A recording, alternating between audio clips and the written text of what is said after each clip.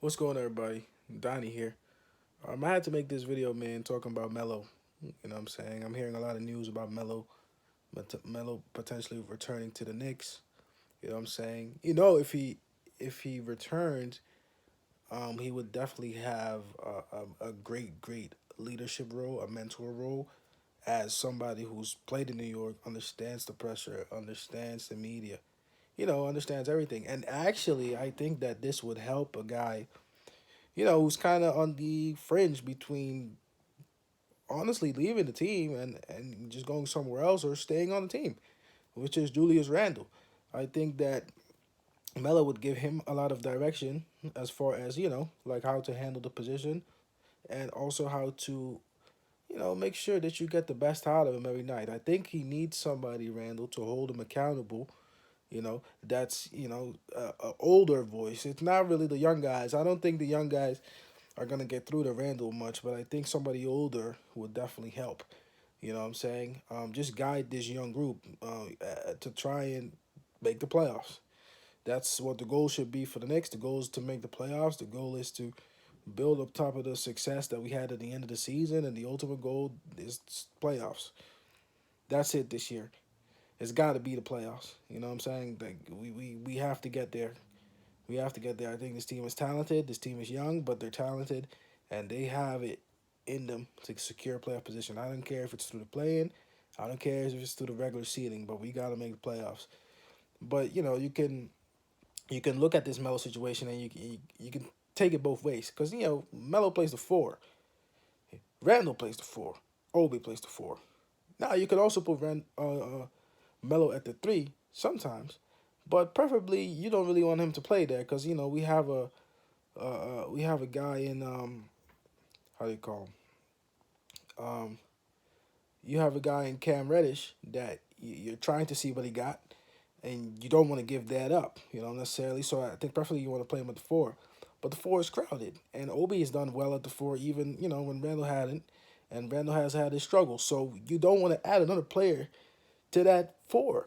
You know what I'm saying? You don't want to add another player there, but with Melo, you get good veteran leadership and you get some consistent scoring, which ultimately could push out Randall.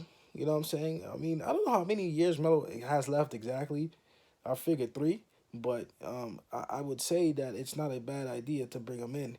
It's just the positioning is crowded, and with Tom Thibodeau, I can't see a situation where Melo starts, but with Tom Thibodeau, he favors the older guys. It could be different this year. I don't know what conversations they've had, but you don't want Tom Thibodeau to revert to a lineup where now Obi doesn't get the chances that he deserves. You know what I'm saying? Because quite frankly, if Randall's doing the same thing he's been doing for the first 10 games, I have no problem playing him like 10 minutes less. We can't go through that again. We can't waste a whole year. And I don't think Tibbs will get the whole year. I think he'll get about 20 games to see what the hell is going on here. They're not. We can't waste this season. So we got to make good calculated decisions on what we want to do and how we want to do it. Can Melo help us? Yes, he can. He can definitely help us. Good veteran leadership, and he will definitely add some authority in that locker room. That's what we need. But it can be a situation where Obi suffers from it, and he doesn't get the time that he needs. And then Tibbs takes advantage and then says, "Oh well, we're going with the guys that want to win." Well, the guys that wanted to win last year, honestly, almost basically didn't do anything. Most of the things that Tibbs wanted to do last year is things that didn't work out, and we just kind of went to emergency scenario where we played the young guys, and the young guys came through for us at the end. But I like this Melo signing. If it happens, I like it. If it's done the right way, I see no reason why it shouldn't happen. I actually thought it was gonna happen last year before he went to Lakers. Actually, I thought he would have came back. It's gonna be some good veteran leadership in the mixture of all these young guys, and I think we can use that. We can use a voice of reason, a voice that's been there, a voice that knows the city, a voice that, Melo is New York. When we talking about New York, we're always talking about Melo.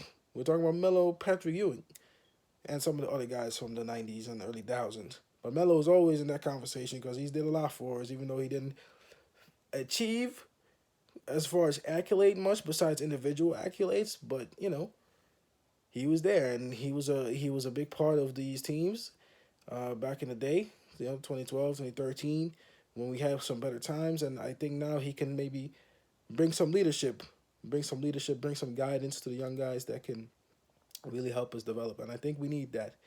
And maybe it puts us in a situation where the young guys feed off him and really make a good run this year towards the playoffs.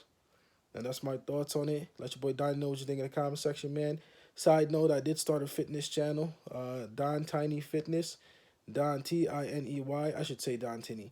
Don Tinney Fitness, Don Tiney underscore fitness. I'll put the link in the description if you want to check that out too. Started that also. Cooking up plenty of food for y'all, man. Cooking up food everywhere. Yes, you know what I'm saying. I promise you that.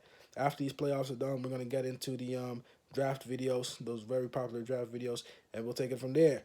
But it's your boy Don. Like, comment, subscribe, enjoy these videos, and I'll see y'all next time, man. Peace. I'm out.